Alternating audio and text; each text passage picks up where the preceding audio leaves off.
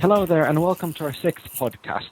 I'm here with GrowVC founders Jouko and Valto, and today we're talking about innovations, creative modern approaches to business, and game changers, especially within the funding market.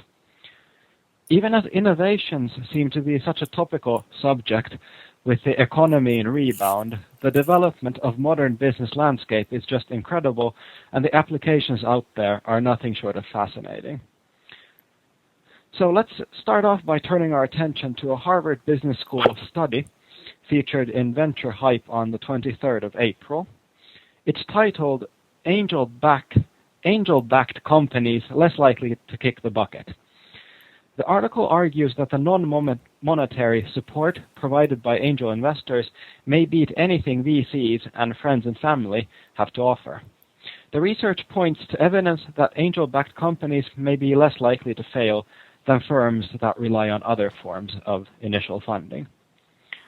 So, let's ask Jouko, does this research surprise you in any way? No, it doesn't surprise me, but I think that it is good that we have more evidences that I think that support experiences what many people have, and I think that there are many reasons. Actually, in the research or study itself, there have been listed some reasons for this. But if I think also the personal experiences, I think that I have seen the same. There are some very natural things also that business angels anyway. It's their own money and they take it very seriously. First of all, they make very good evaluation if they want to invest, but also then they follow normally quite carefully what company is doing. And I think that it is also in that way that the company and the entrepreneurs also feel that they are personally responsible for the business angels and private investors, so that they also take it very seriously, and I think that sometimes it happens that in VC-funded companies, the money burning is much more typical, and it is actually mentioned also in this study that money burning is happening more in VC-funded companies, and also on the other hand, sometimes VC-funded VCs want to get some companies just survive in certain situations, even the business doesn't look so good. So that I think that a kind of personal touch and personal responsibility and that kind of things are always important in the business. And if it is something like faceless money and that kind of things, it is much easier also that people start to think that I'm only working here, so that they are not really feel that we must make a success story. All right, Valdo, do you have any personal experience that you would like to add to this? Well, I was as I was listening to Jouko, something interesting. What I was thinking that it's obviously clear that in any business there's even this very classic saying that it's not personal, it's only business. So if you think about that, that VCs for it's only business, it definitely takes that personal touch away from investing, and of course nothing cannot be too much generalized. So of course there are also very exceptional VCs, and there are very bad angels as such. But that very core part of it, that angels are using their own money, makes a very big difference to make it very personal for them. But then again, there was also this compared to friends and family type of money, and someone could argue that that too is very personal. But then again, if we talk about friends and family, there's typically only personal, so there is no business at all. So I think the great balance and combination is personal business. Is if that's what angel investing most likely is, that it's personal, but it's also business, and then the other ends are that it's too personal, and the other end is that it's only business.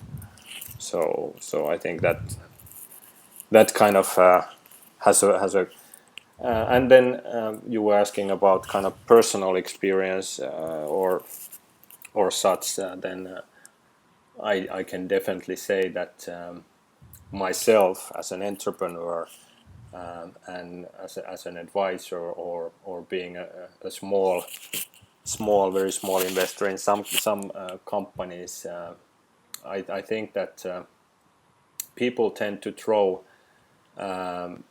those resources towards any problem what they have the most. So entrepreneurs, obviously, they have the energy, passion, skills, and tremendous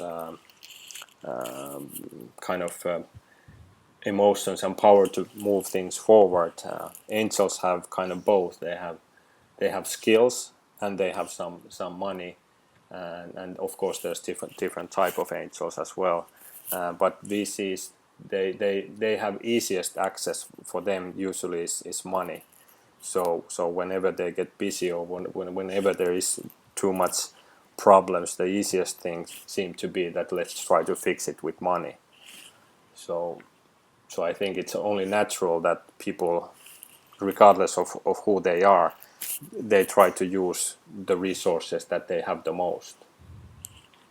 Yeah, I think that last point is very relevant and also mapped to my experiences that when I have seen situations where business angels have been investors in the company and there are, for example, problems that that the company definitely start to need more money.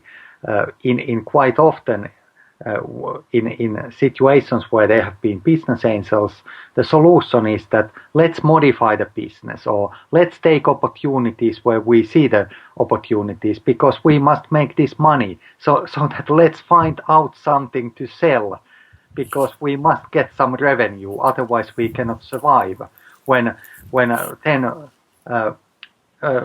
Unfortunately, in some cases, in venture capital funded companies, I have seen something opposite, that it's, for example, easier to wait, that maybe this business start to work in next quarter or maybe in the next year. We just must continue with existing plan and we must keep our focus. Let's put some more money to the company and so on.